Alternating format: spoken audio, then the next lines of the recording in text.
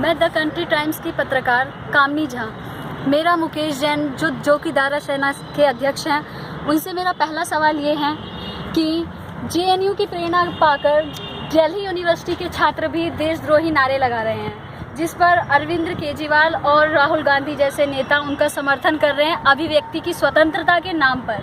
आपके विचार क्या है इस मुद्दे पर? अभिव्यक्ति की स्वतंत्रता का कानून हमारे पास जो भारत सरकार ने बनाया हुआ है, मूल अधिकार, उसके तहत उसमें साफ लिखा हुआ है कि लोक व्यवस्था, सदाचार और स्वास्थ्य को बनाए रखते हुए ही अभिव्यक्ति की स्वतंत्रता है। और उसके अंदर देशद्रोह या भारत को बांटने की बात कही नहीं जा सकती है, भारत को काटने की बात कही जा सकती है।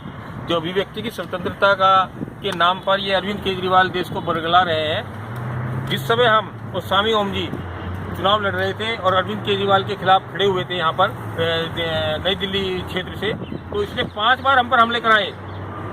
जब हम बता रहे थे पूरे देश को कि अरविंद केजरीवाल CIA का एजेंट है और हम अपनी लाखों की संख्या में ये किताब बांट रहे थे, देशद्रोही अरविंद केजरीवाल का अमेरिकी नक्सली ईसाई आतंकवाद, इस किताब को लाखों की संख्या में बांट रहे थे। तो अरविंद केजरीवाल, जैसा कि हमें पता चला था कि अरविंद केजरीवाल को ये पता चल गया कि मुकेश जैन और स्वामी ओम जी यदि इस बात को ज़्यादा लगातार बोलते रहे तो ये निश्चित है कि मैं हार जाऊंगा और लोगों को पता चल जाएगा कि अरविंद केजरीवाल कितना बड़ा देशद्रोही है।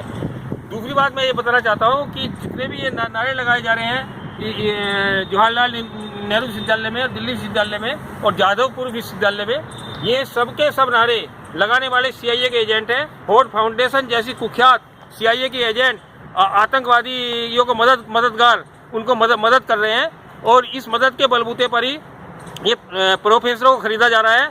दिल्ली विश्वविद्यालय का जी साई बाबा नाम का एक प्रोफेसर नक्सली आतंकवाद का प्रमुख गढ़ के रूप में आया है और इसको महाराष्ट्र पुलिस ने गिरफ्तार किया है और नागपुर जेल में रखा है।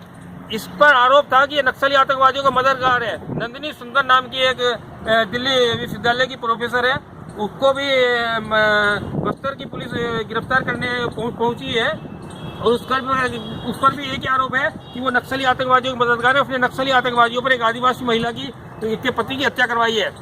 तो ये सारे के सारे गैंग इस देश को बांटने के लिए बने हैं। इनका एकमात्र मकसद है कि 2050 तक पूर्वी और पूर्वोत्तर भारत को काटकर एक अलग ईसाई देश बनाना, जिसके लिए सारे के सारे गैंग काम कर रहे हैं। और अरविंद केजरीवाल इन गैंगों का सबसे बड़ा मास्टरमाइंड है और उसका एकमात्र मकसद है इस देश को गुमराह करना, इस देश को नक्सली आतंकवाद में धकेलना और इस देश को पूर्वी और तिमोर और दक्षिणी सूडान की तरह एक ईसाई देश बनाने में कामयाब होना। आपको याद होगा अभी हाल में 2011 में दक्षिणी सूडान नाम का एक ईसाई देश सूडान का काटकर बनाया, उसमें 10 लाख से ज्यादा मुसलमानों को मारा गया है। हिंदुस्तान में जितना भी कत्लेआम चल रहा है उस सबके पीछे इन आतंकवादियों का एक ही मकसद है कि भारत को काटना, भारत को बांटना और भारत को काटकर एक अलग ईसाई देश बनाना। अभी हाल ही में आप देख रहे होंगे मीडिया में किम जोंग उनके खिलाफ बड़ा प्रचार हो रहा है। तेज चैनल जो आज तक का तेज चैनल वो लगातार इसके खिलाफ दिखा रहा है। उस किम जोंग उनका जो वहाँ का राष्ट्रपति है उत्तरी कोरिया का, उसका एक ही मात्र दोष है कि उसके राज्य में यदि कोई बाइबिल पढ़ते हुए पाया जाता है उसको वो गोली मारता है, क्योंकि बाइबिल में लिखा है कि जो सूर्य की पूजा करते हैं, चंद्रमा की पूजा करते हैं, देवी देवता को पूजते हैं, उनको तो ईसाई पत्थरों से मार दो। इसीलिए स्वामी ओम जी और हम इन आतंकवादियों के खिलाफ है और हम चाहते हैं कि पूरा देश इन आतंकवादियों के खिलाफ हो और इन आतंकवादियों को खात्मा करे। ये खबर आप द कंट्री टाइम्स की पत्रकार कामनी झा के साथ देख रहे थे। धन्यवाद। बोलते रहो। वीडियो तो उस पर नहीं जा पाएगी तो फायदा क्या? गुलमेहर न्यायाधीश